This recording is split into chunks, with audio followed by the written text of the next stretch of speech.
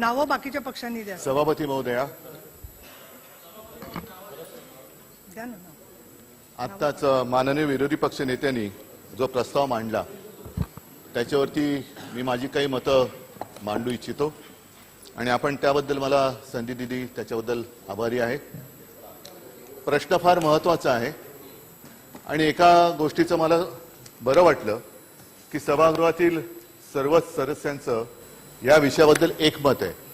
त्याबद्दल मी पहिल्या प्रथम सर्व सदस्यांचं पक्षभेद बाजूला ठेवून अभिनंदन करतो की निदान मराठी माणसासाठी आणि महाराष्ट्राच्या न्याय हक्कासाठी आपण सर्वांनी एकत्र येण्याची इच्छा व्यक्त केली आहे. त्याच्याबद्दल मी खास धन्यवाद देतोय. जवळपास आता उल्लेख केला 56, पण त्या आधीपासून बेळगाव आणि तो जो सगळा मी कर्नाटक व्याप्त महाराष्ट्र मुद्दामून म्हणेन, याचं कारण असं की आज आपण ठराव कोणी आणावा, चर्चा कोणी करावी, नावं कोणाची असावी, किती असावी याच्यावरती नाथाभाऊ आपण बोलतो आहोत. पण ज्या वेळेला भाषावार प्रांतरचना झाली त्याच्या कितीतरी आधीपासून हा जो काही संपूर्ण प्रदेश आहे त्याच्यामध्ये मराठी भाषा ही मातृभाषा म्हणून मुरलेली आहे, रुजलेली आहे आणि तिथल्या कित्येक पिढ्या या मराठी भाषेमध्ये बोलत आलेल्या आहेत, शिक्षण घेत आलेले आहेत आणि त्यांचे दैनंदिन व्यवहार करत आलेले आहेत. मुळामध्ये हा लढा जो आहे तो दोन भाषांचा नाहीये, सरकारमधला आहे का त्याच्याबद्दल आपण बोलू शकतो, पण हा लढा जो आहे तो माणुसकीचा लढा आहे. कारण आपल्या देशाला स्वातंत्र्य मिळून 75 वर्ष झाली, जवळपास तेवढाच किंवा त्याहूनही अधिक काळ तिथली मराठी माणसं मराठीमध्ये बोलतायत आणि एवढं बोलून सुद्धा त्यांनी विविध मार्गाने आपली मतं व्यक्त केलेली आहेत की आम्हाला महाराष्ट्रामध्ये जायचं आहे. लोकशाही मार्गाने निवडणुका जिंकून त्यांनी दाखवलेल्या आहे, आंदोलनं केलेली आहेत, नंतर ठरावही मंजूर झालेले आहेत. मी आपल्याला एक पेन ड्राईव्ह देणार आहे, कारण काय होतं की विरोधी पक्षात आल्यानंतर पेन ड्राईव्ह यायला लागतात, अशी एक साधारणतः मला असं वाटतं पद्धत झालेली आहे की जो विरोधी पक्षात असतो त्याच्याकडे पेन ड्राईव्ह यायला लागतात. पण हा जो पेन ड्राईव्ह आहे या पेन ड्राईव्ह मध्ये मी साधारणतः 70च्या दशकात महाराष्ट्र सरकारनेच एक फिल्म केलेली आहे, केस फॉर जस्टिस. ती फिल्म मी मुद्दामून आणलेली आहे. या फिल्मचा जो एक उद्देश होता तो उद्देश अत्यंत स्पष्ट आहे. साधारणतः 18व्या शतकापासून तिकडे मराठी भाषा कशी वापरत आहे, मग जुन्या पाट्या त्याच्यामध्ये आहेत, जुने काही प्रशासकीय कामकाजाचे कागद जे मराठीमध्ये आहेत, इतर आणखीन काही महिला मंडळ कशी मराठीमध्ये होती, शाळा कशा मराठीमधल्या होत्या, इतर जी काही संस्था आहेत त्या कशा मराठीमधल्या, ह्याचे सगळे पुरावे त्याच्यामध्ये आहेत. परंतु ती जी फिल्म आहे त्याच्यात अर्ध्या भागामध्ये ऑडिओच नाहीये.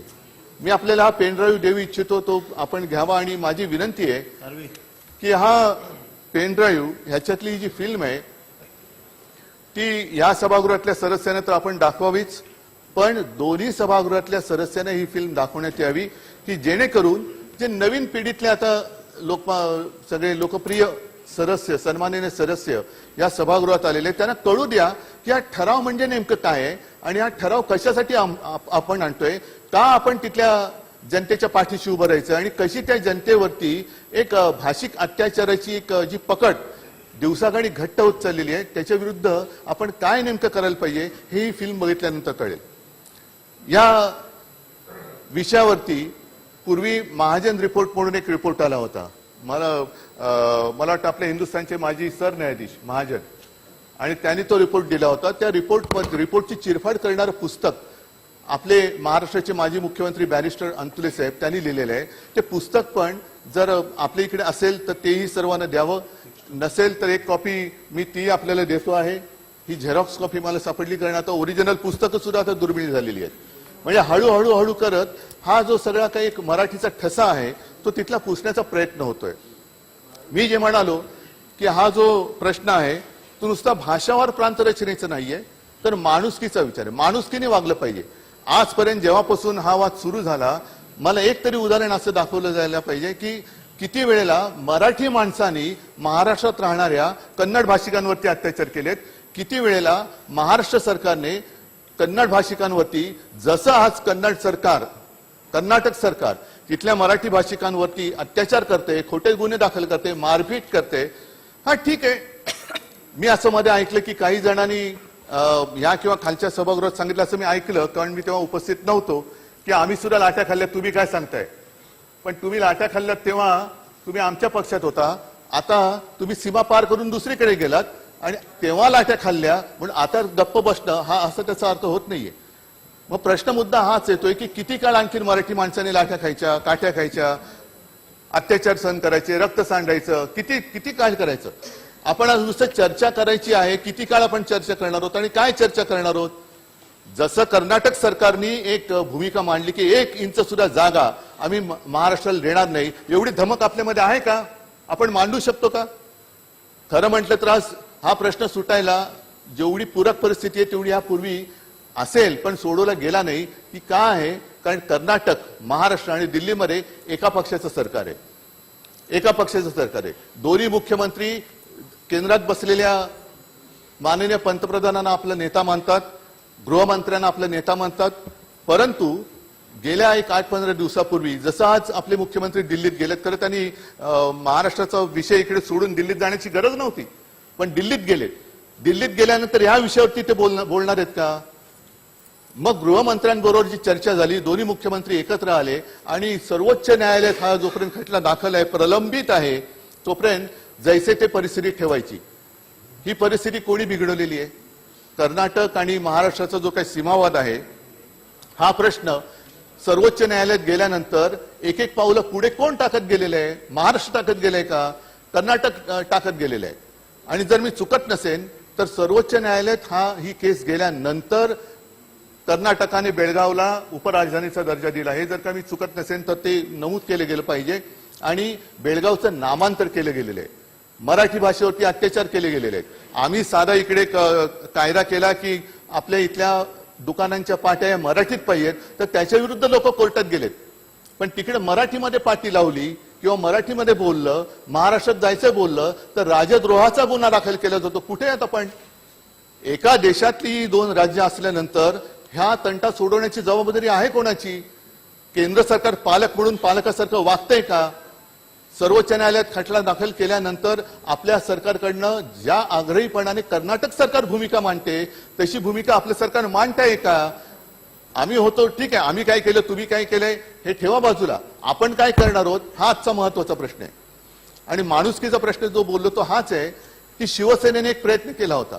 नाता भाऊ आपण म्हणाले की हा ठराव शिवसेनेतर्फे आहे, कारण आहे आमचा सगळ्यांचा जिव्हाळ्याचा प्रश्न आहे. 69 साली ज्या वेळेला सीमावादावरनं एक आंदोलन पेटलं होतं, मी त्या आंदोलनात सहभागी नव्हतो. मी उगाच सांगणार नाही मी बाबरीच्या आंदोलनात होतो, या आंदोलनात होतो, मग गोळ्या कशा जाताना पाहिल्या. आणि पण त्या वेळेला ती जी घटना घडली तेव्हा मी तिकडे माझ्या आईसह उपस्थित होतो. प्रसंग काय होता की तेव्हाचे उपपंतप्रधान मोरारजीभाई देसाई हे मुंबईत येणार होते. माहीमचा तो नाका आहे चर्चचा, तिकडे त्यांची गाडी थांबवली जाणार, ती थांबणार होती. एक सीमावासियांकडनं एक निवेदन त्यांना दिलं जाणार होतं आणि ते घेऊन ते निवेदन घडी करून खिशात टाकून ते जाणार होते. प्रत्यक्षात काय घडलं, मोरारजी देसाई आले पण बेगुमानपणाने ते त्यांची तर गाडी गेलीच, पण पायलट कार वगैरे दणा सगळं बाजूला करत उडवून, मग त्याच्यात एक आपलं फोटोग्राफर जखमी झाला. एका शिवसैनिकाच्या पोटावरनं गाडीचं चाक गेलं आणि अचानक तुफान लाठी हल्ला सुरू झाला, दगडफेक सुरू झाली, अश्रुधूर सुरू झाले. आणि त्याच्यानंतर त्याच पहाटे माननीय शिवसेना प्रमुखांना अटक झाली. 3 महिने शिवसेना प्रमुख त्यांच्यासोबत मनोहर जोशी, दत्तजी साळवी हे येरवड्याच्या तुरुंगात होते. अनेक शिवसैनिकांची धरपकड झाली.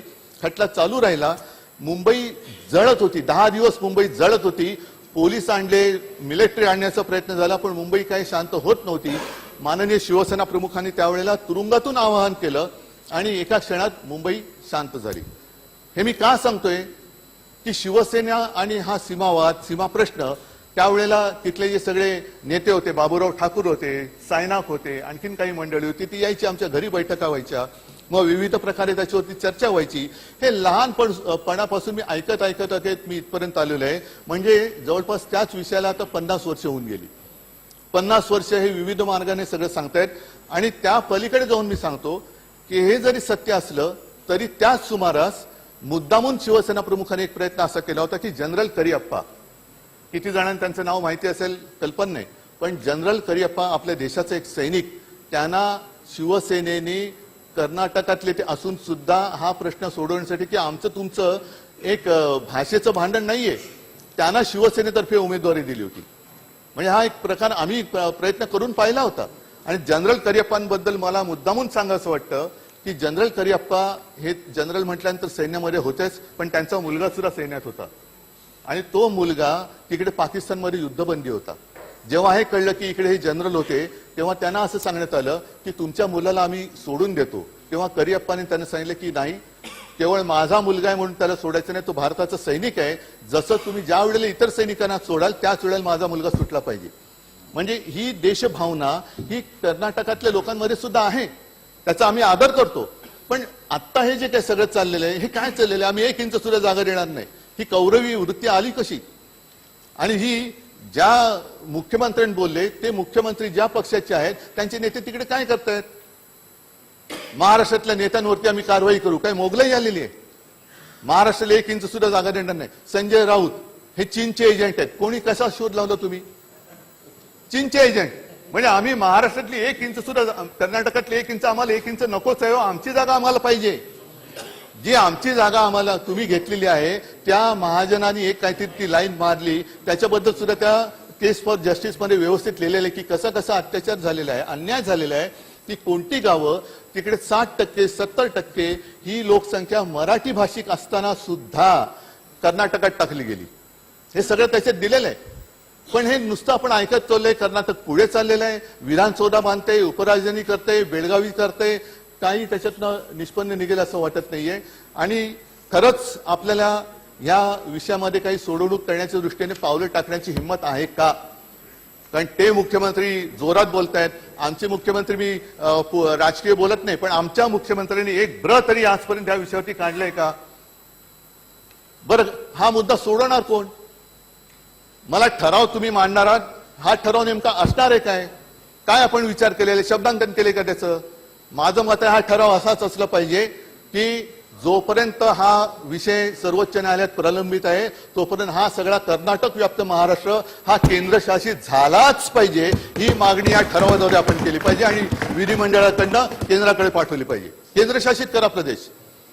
कारण दरवेळेला हे अत्याचार होतात. आम्ही काय करतो, नुसत्या बसेसना काळे फासतो, दोन चार काचा फोडतो, पण तिकडे नाथा भाऊ, तिकडे त्या आपल्या मराठी माणसांना फरफटत नेलं जाते, लाठीमार केला जातोय. अगदी बेळगावच्या महापालिकेने महाराष्ट्रामध्ये जायचंय हा ठराव पास केल्यानंतर ती महापालिका बरखास्त करण्यात आली.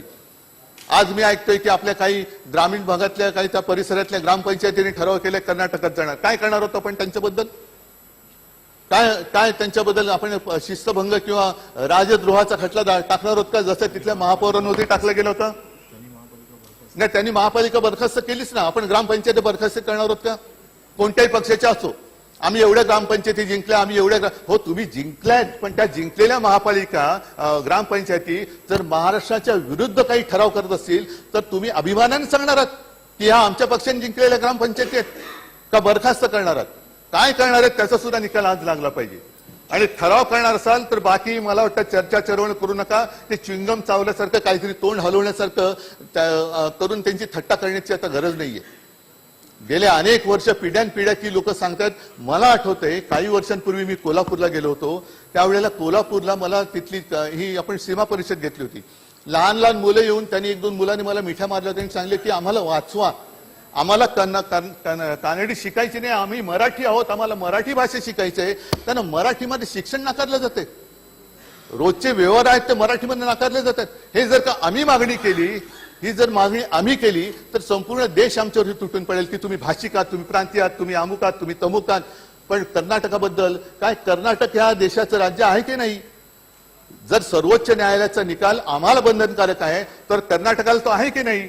आणि सर्वोच्च न्यायालयात हा विषय प्रलंबित असताना जे कर्नाटक सरकार, बरं त्याच्यामध्ये एक विशेष, राज्य पक्ष सरकार कोणाचंही असो या प्रश्नाबद्दल ते एकजुटीने उभे राहतात. हे त्यांच्याकडनं आपण शिकण्यासारखी गोष्ट आहे, आपल्याकडे शिकण्यासारखी गोष्ट आहे. आणि मला अजूनही एकही कर्नाटकातला मंत्री असा माझ्या निदर्शनास आलेलं नाही की तो महाराष्ट्रामध्ये येऊन बोललाय की जन्म घ्यावा तो महाराष्ट्रामध्ये घ्यावा, असं एक सुद्धा बोललेलं नाही. पण दुर्दैवाने आपले तत्कालीन आणि आत्ताचे सुद्धा मंत्री हे कर्नाटकात जाऊन बोललेले आहेत की जन्म घ्यावा तो कर्नाटकामध्ये घ्यावा. असे जर का राज्यकर्ते महाराष्ट्रामध्ये असतील तर आपण किंवा त्या वादग्रस्त कर्नाटक व्याप्त महाराष्ट्रातल्या जनतेने न्यायाची अपेक्षा कोणाकडनं करायची?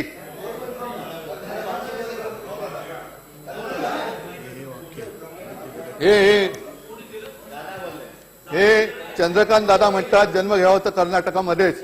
हुट्टीदरे कन्नड थांबा, जीभ अडकली तर माफ करा. हुट्टीदरे कन्नड नल्ली हुट्टू बेकू या गाण्याचे बोल म्हटले. हे काय कोणाकडनं हे करणार, काय ठराव तरी तुम्ही काय करणार? पण आजच हे कर्नाटक सरकार का पेटलेलं आहे? याचं कारण असं की जी एक चर्चा आणखीन या सभागृहात व्हायला पाहिजे होती ती म्हणजे जर आपण आपले आदर्श त्यांचा अपमान आपल्या राज्यातच व्हायला लागला आणि आपण ते मुकाटपणाने गप्प राहून जर का बघत बसलो तर इतर राज्य ही आपलं राज्य तोडणार नाही तर काय करणार? संपूर्णपणे हा जो कर्नाटक व्याप्त महाराष्ट्र आहे तो अत्याचार भोगत आलेला आहे. मुलं लहानाची मोठी होत आहेत. काही आता त्यावेळेची मी नावं घेतली, सायना खोटे, बाबुराव ठाकूर ते तर राहिले पण नाहीये. अनेक लोक मोठी होऊन निघून गेली आणि हळूहळू हळूहळू करत की महाराष्ट्र एकीकरण समिती सुद्धा फुटली. त्यांचा आता संयम तुटत चाललेला आहे, धीर खचत चाललेला आहे. पण आज नाही तर कधीच नाही या एका जिद्दीने आपण जर का उभे राहिलो नाही तर मला वाटतं नुसती ही बडबड, माफ करा करायची हा शब्द असंसदीय होईल, पण बडबड करण्यामध्ये अर्थ नाहीये. जर ठराव करणार असेल तर हाच ठराव झाला पाहिजे की जोपर्यंत सर्वोच्च न्यायालयामध्ये या विषयाचा निकाल लागत नाही तोपर्यंत हा संपूर्ण भाग केंद्रशासित झाला पाहिजे. कानडीचा अत्याचार हा तिकडे थांबलाच पाहिजे आणि संपूर्ण प्रशासन जे आहे ते केंद्र सरकारने ताब्यात घेऊन आता केंद्र सरकार पालक म्हणून वागेल अशी एक अपेक्षा करतो. आणि मला असं वाटतं सर्वांचं जर एकमत असेल तर ही फिल्म त्यांना दाखवा. तो महाजन रिपोर्ट त्याचं जे काय अंतुलेने चिरफाड केली ती सुद्धा दाखवा. नाही, सगळेच महाजन तसे असतात असं माझं म्हणणं नाहीये. सगळेच महाजन महाराष्ट्र द्वेष्टे असतात असं माझं म्हणणं नाहीये. काही महाजन हे महाराष्ट्र द्वेष्टे होते, काही महाजन आहेत की नाही याचा शोध लागू शकतो, पण सगळे महाजन हे महाराष्ट्र द्वेष्टे असतात असं माझं म्हणणं नाही. महाजन आयोग